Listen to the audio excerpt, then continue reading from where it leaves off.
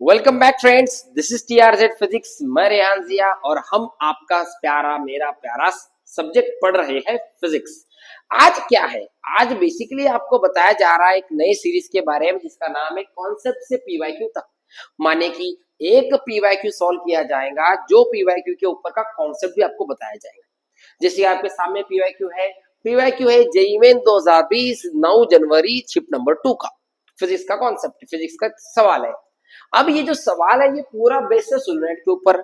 Solenoid और moving charge in a magnetic field, मतलब हमें चार्ज को मैग्नेटिक फील्ड के अंदर रखना है। उस कॉन्सेप्ट का कॉम्बिनेशन का ये सवाल है। अब जिसको ये दोनों कॉन्सेप्ट आते हैं वो बच्चे ने क्या करना, लेक्चर को आगे लेकर डायरेक्ट क्वेश्चन पे आ जाना, क्योंकि मैं उन बच्चों के लिए भी यहाँ खड़ा हूँ जिनका इन कॉन्सेप्ट में थोड़ा वीक पार्ट है।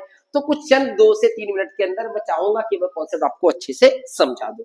कॉन्सेप्ट समझाया कि सवाल के ऊपर मैं आने वाला हूँ। चलो वक्त जाया ना करते हुए हम जाते हैं कॉन्सेप्ट पे। जिसे कॉन्सेप्ट आता है वो सीधा सवाल के ऊपर जा सकता है। क्या है कॉन्सेप्ट? कॉन्सेप्ट है बेटा सोलेनोइड।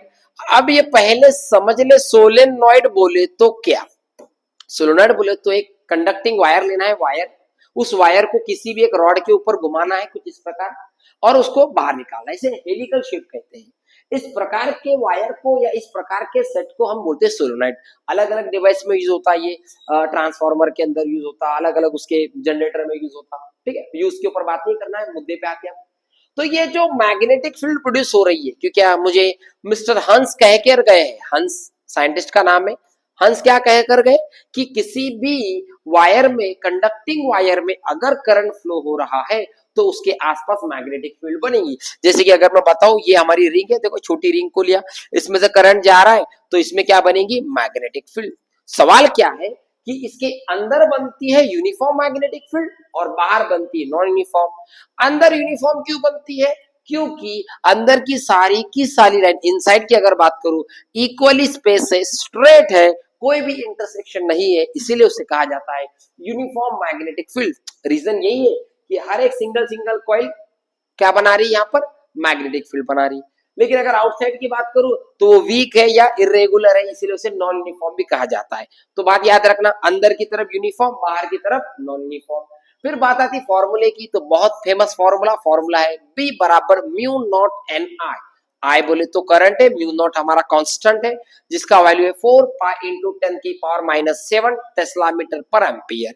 ये स्मॉल n का मतलब है number of turns per unit length, माने कि n बाय l।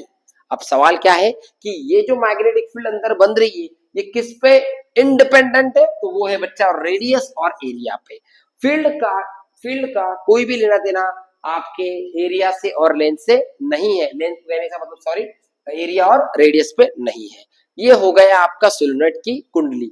अब आते अपन किसी मैग्नेटिक फील्ड के अंदर अगर कोई चार्ज या कोई इलेक्ट्रॉन जाता है तो भैया वो घूमेगा सर्कल में, सर्कुलर मोशन फॉर्म करेगा। इसे साइक्लोट्रॉन मोशन भी कहा जाता है। ठीक है ना? साइक्लोट्रॉन मोशन के हिसाब से उसके ऊपर मैग्नेटिक फोर्स लगेगा जिसका नाम है QEB और सेंट्रीफ्यूगल फोर्स लगता है mv²/r। तो दोनों को अगर हमने कंपेयर किया तो QEB और mv²/r बराबर हो जाएंगे। QVB बराबर mv²/r और ये बन जाएगी आपकी साइक्लोट्रॉन मोशन की इक्वेशन। ठीक है, इस इक्वेशन और इस फॉर्मूले का उपयोग होने वाला है आपके अगले पीवाईक्यू के अंदर।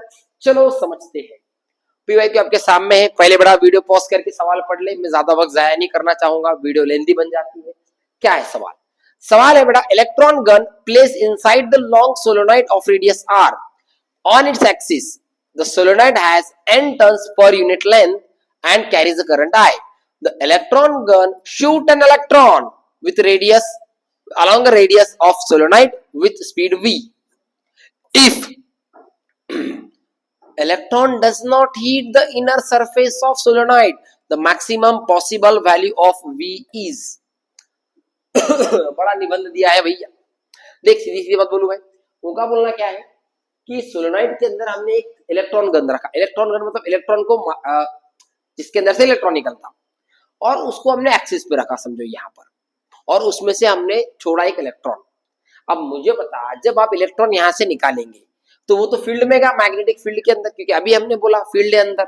अब फील्ड के अंदर जाने के बाद वो सर्कल में घूमेगा, तो सवाल ये बोल रहा है वो कि जब आप किसी फील्ड के अंदर इलेक्ट्रॉन भेज रहे हो अलोंग द रेडियस, तो कितनी रफ्तार उसकी होगी, कितनी उसकी रफ्तार होगी, कितनी उसकी रफ्तार होगी, पॉसिबल वैल्यू ऑफ v, कि वो उसके इनर सरफेस को हिट ना करे, टच ना करे।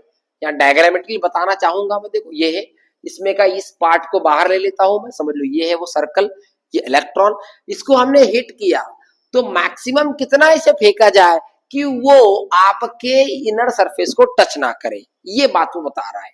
और उस फेंकने वाली रफ्तार कितनी रहेगी, option A B C D. कोई दिक्कत नहीं, निकाल लेंगे बेटा, कैसे निकालना है मैं बता दूंगा। चलो पहले इसे डिलीट कर देते हैं हम। ओके, सो जैसे कि हमें पता है, पहली बात, magnetic field inside the solenoid mu naught N I, बहुत बेहतरीन। अब बात आती है आपके सर्कल के या रेडियस की बात।